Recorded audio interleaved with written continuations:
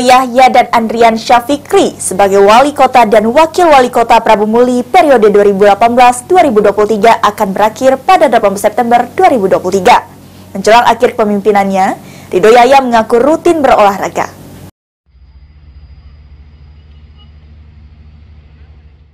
Dua periode menakodai pemerintahan Kota Nanas, Ridho Yahya mengupas tuntas capaian-capaiannya bersama Andrian Syafikri. Ridho Yahya mengungkapkan seluruh program pemerintah yang digagas telah dijalankan. Seminggu jelang jabatannya berakhir, adik kandung Mawardi Yahya ini mengaku sibuk berolahraga seperti bermain tenis dan sepak bola. Selain itu, kegiatan rutin seperti melayat dan menerima tamu dan memenuhi undangan pernikahan atau sedekah juga tetap dilakukan.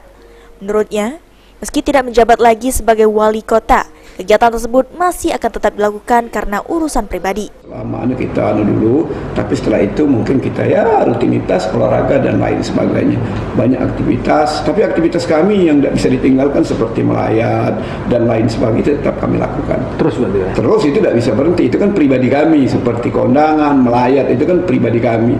Menerima tamu juga tetap, tapi itu untuk urusan pribadi. Kalau urusan pemerintah, kami tidak bisa lagi memutuskan, itu saja yang Selain disibukkan dengan olahraga, orang nomor 1 di Prabu Muli sampai hari ini masih aktif bertugas menjalankan roda pemerintah Kota Prabu Muli. Beni Firdaus, PAL TV.